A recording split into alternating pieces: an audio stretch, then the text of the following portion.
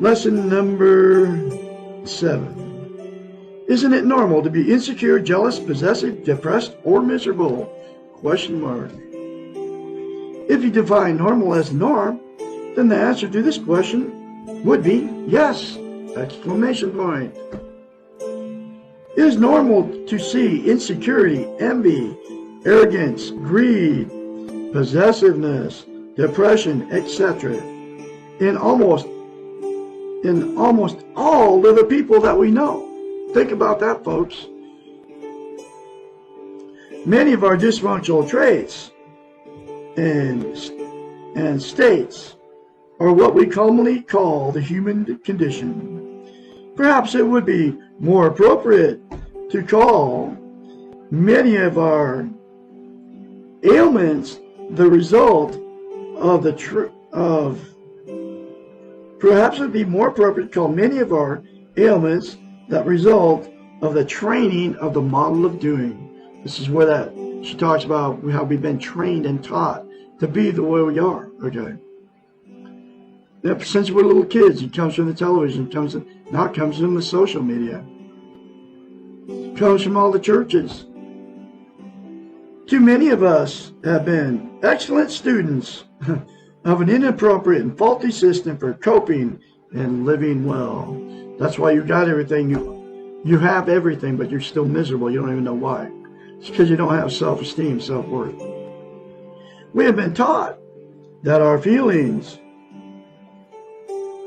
and that we are been taught that we are our feelings and that we are not responsible for the way we are feeling.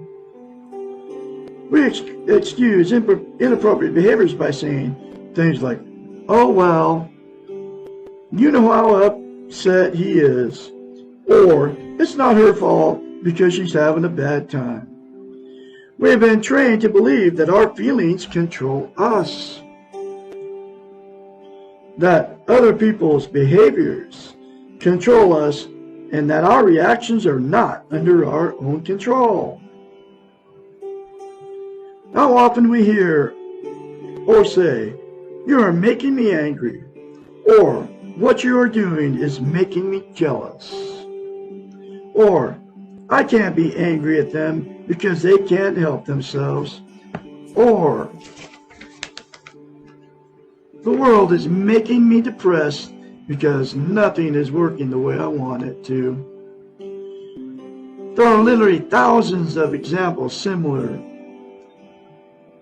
in these in which our responsibility for our actions or feelings is given to someone or something outside of our control. The model of you are what you do not only implies that you should be able to control your destiny, but that you should also be able to control others around you so that you can achieve your goals. It does not teach us how to control ourselves, and it does not teach us what our responsibilities are. If your goal is to be balanced or to act responsibility, to let go of the craziness of life, to learn self-esteem and practice social interest, then you will find small comfort in being one of the many miserable people in the world. Misery may love company, but how many of us love misery? Particularly when it is unnecessary. Unnecessary pain is the pain that results from our own insecurity. I know people like this. I kicked one guy out of my life because he's like that. Because I can't be around people that are discouraging like he is. This just happened a couple days ago, 3 or 4 days ago. I can't let him drag me into his world. And he wouldn't listen to anything I was saying.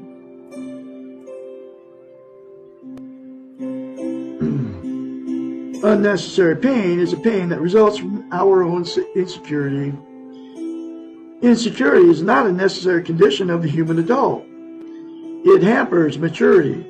Possessiveness, jealousy, depression, along with a host of other ailments, are not necessary, nor do they serve any positive purpose except to confirm what excellent students we have been. There is enough real pain in the world that cannot be conquered.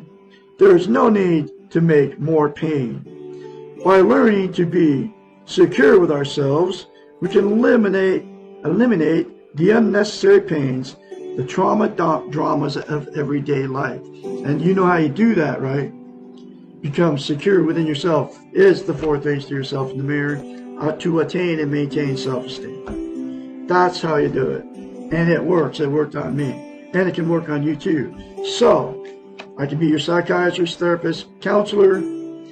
Call me 458-232-5238. There are billions of people that have been emotionally, sexually abused and using 11 things to try to make themselves content. I'm going to have another lesson for you tomorrow, which will be